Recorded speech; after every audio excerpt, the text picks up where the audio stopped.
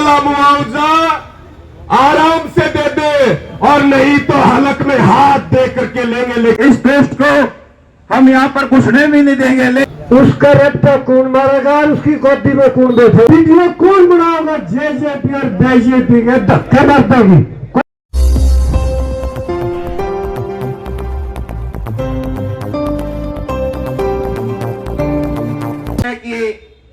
उन्होंने हमारी उचाना की धरती को चुना, क्योंकि साथियों जैसे कि पूर्व वक्ताओं ने बताई कि गलती हमारे से हुई है कि हमने ये दुष्ट चौटाला को उप मुख्यमंत्री की गद्दी पर पहुंचाने का काम किया।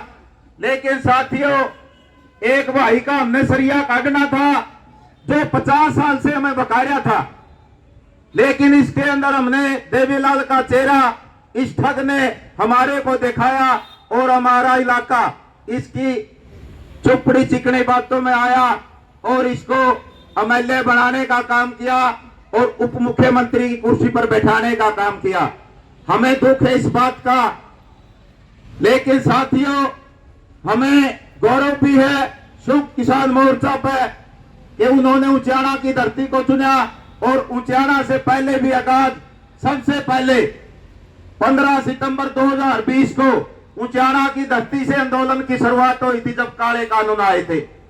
और साथियों ये क्रांतिकारी धरती है, जींद की धरती बड़ी क्रांतिकारी रही है, उसमें उचाना का विशेष योगदान है।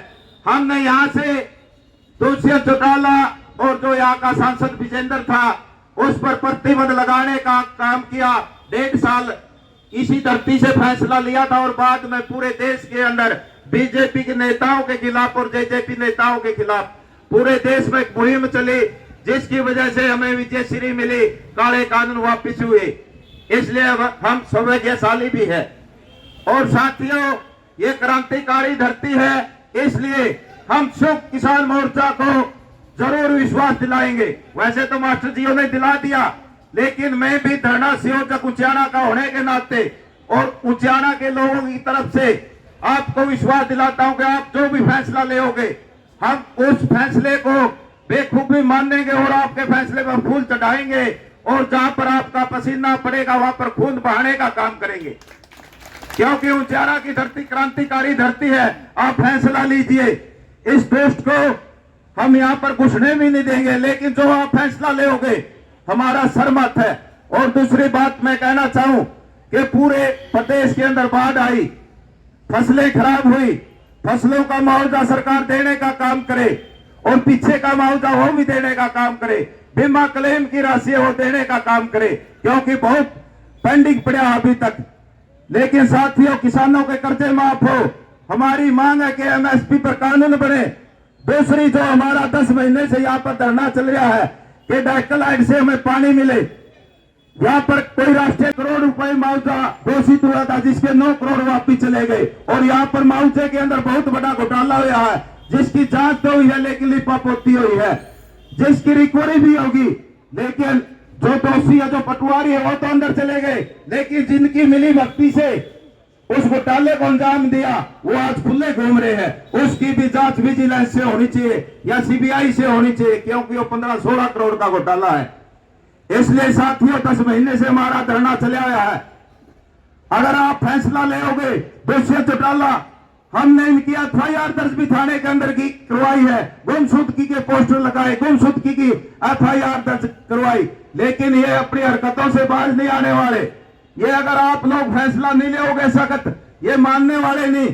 प्रदेश का मुख्यमंत्री का हाल, सरकार का हाल आप देख चुके हैं, क्योंकि शुभ किसान मोर्चा हरियाणा का मुख्यमंत्री से मिला है, उसने टाल टोल करके दुष्यंत चौटाला के सिर डाल दी बात, लेकिन दुष्यंत चौटाला आप लोगों की बातें सुनने वाला नहीं, क्योंकि 10 महीने से हम देख रहे हैं इसकी करतूतों को। आप सख्त फैसला ले, ये धरती क्रांतिकारी वीरों की धरती है। इस धरती से जो बलिदान हुए, अकेले जींद से 19 लोगों ने बलिदान दिया किसान आंदोलन के अंदर, 750 किसानों ने पूरे देश के अंदर बलिदान दिया। हरियाणा से 106 किसान थे, लेकिन कल्ली जींद से 19 किसान थे। और अगर उचाना की बात करें तो 9 किसान उचाना से थे। इसलिए हम बलिदान देने से भी पीछे नहीं उठेंगे हटेंगे, लेकिन आपको सख्त फैसला लेने की जरूरत है। आप जो फैसला लेंगे उसके फैसले के हम साथ हैं। और पुनः हम ज्यादा बातें नहीं करेंगे क्योंकि समय की कमी है। आज उचाना के अंदर देखिए, दोस्त चौटाला कहता कि फसलें एमएसपी पर बिकेगी, नहीं तो मैं इस्तीफा दे दूंगा, लेकिन यहाँ पर चीनी के अंदर 30 रुपए कटौती की जाती है, जब उचाना के अंदर 30 रुपए की कटौती की जाती है, क्योंकि ये डिप्टी सीएम का महकमा है। और हरियाणा में क्या हाल होगा? इसी प्रकार से बिल्कुल तानाशाही ये सरकार बरत रही है। इसलिए समय का अभाव है, मैं अपनी वाणी को विराम देता हूं और जरूर पुनः एक बार संयुक्त किसान मोर्चा के जो हमारे आगू नेताएं हैं उनका हार्दिक अभिनंदन और धन्यवाद करता हूं और स्वागत करता हूं। इन्हीं बातों के साथ मैं 2 नारे लगाऊंगा। संयुक्त किसान मोर्चा, छत्तीस जात का भाईचारा, हमारी मांगे इंकलाब, जय जवान। धन्यवाद। के नेतृत्व में जो पंचायत हो रही है इसकी अध्यक्षता कर रहा हमारा सम्माननीय अध्यक्ष मंडल, यहां उपस्थित किसान बिरादरी के सरदारों, नौजवान साथियों, मेरी माताएं, बहनें और हमारे मीडिया के बंधुओं, देखिए मुद्दा है मुआवजे का। और मुआवजे का महकमा किसका है? दुष्यंत चौटाला का। मुआवजा, फसलें बर्बाद हुई है, खरीफ की फसलें पूरे हरियाणा में बर्बाद है, चाहे वो धान हो चाहे वो कपास हो, बाढ़ के कारण फसलें बर्बाद हुई। रबी का मुआवजा बाकी है, पीछे का मुआवजा बाकी है। हम तो इस पंचायत से यही कहना चाहते हैं, या तो दुष्यंत चौटाला मुआवजा आराम से दे दे और नहीं तो हलक में हाथ दे करके लेंगे, लेकिन मुआवजा लेंगे हर कीमत पे, वो हमारा अधिकार है। साथियों, दुष्यंत चौटाला ने 2 दिन पहले कहा है कि हरियाणा टैक्स कलेक्शन में पूरे देश में 5वें नंबर पे है और हरियाणा के किसान मुआवजे के लिए सड़कों पे बैठे हैं। दुष्यंत चौटाला को यह बात पता होनी चाहिए कि कड़ा फैसला भी लिया जाएगा और फैसला ऐसा लेंगे कि फिर जो है कुत्ता भी अंदर नहीं जा सकेगा, बाहर नहीं आ सकेगा, ये बात पता होनी चाहिए। साथियों, एक बात मैं आपको और निवेदन करूंगा और मेरी तमाम हमारे नेताओं से भी अपील है कि फैसला लेने का समय है। आज आप खेती का काम होते हुए भी इतनी बड़ी संख्या में चल करके आए हो, कड़ा फैसला लीजिए। हम सब मिलकर के उस आंदोलन को आगे बढ़ाएंगे और किसानों को न्याय, उनको मुआवजा दिलाने का काम करेंगे। रही बात, बार बार एक चर्चा चल रही है कि भाई दुष्यंत चौटाला को जिता दिया, लेकिन मेरी सबको प्रार्थना है, आपने दुष्यंत चौटाला के काम, बोल, सारी चीजें देख ली है। अब की बार ऐसा काम कर दो कि वो यहां से चुनाव लड़ने की भी हिम्मत ना कर सके, ये काम आपने करना है साथियों। इसके साथ में सिरसा में आंदोलन चला, पिछले दिनों हिसार चला, सिरसा में बीमा क्लेम का आंदोलन चला।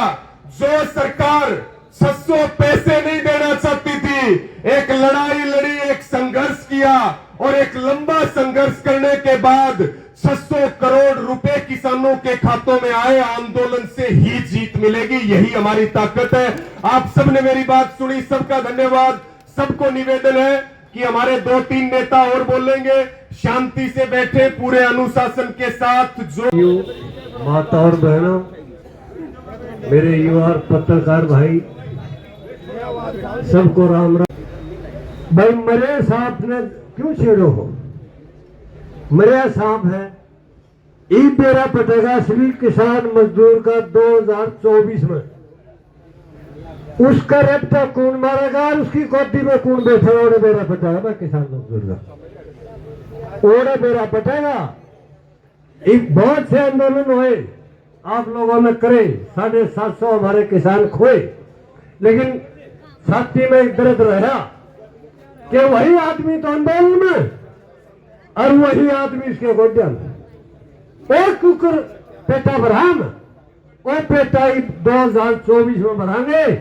कौन पाल करेगा काम में?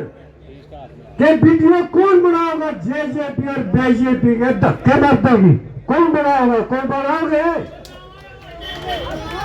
आगे मेरा पटेगा असली किसान का, क्योंकि इन लोगों ने एक तो राजकुमार बन गया, तब देवीलाल की मुखार आएगी धोखे में। कोई बात नहीं, धोखा किस पे नहीं हुआ भाई? रावण पे भी है, रावण पे भी है, हमारा भी धोखा हो गया।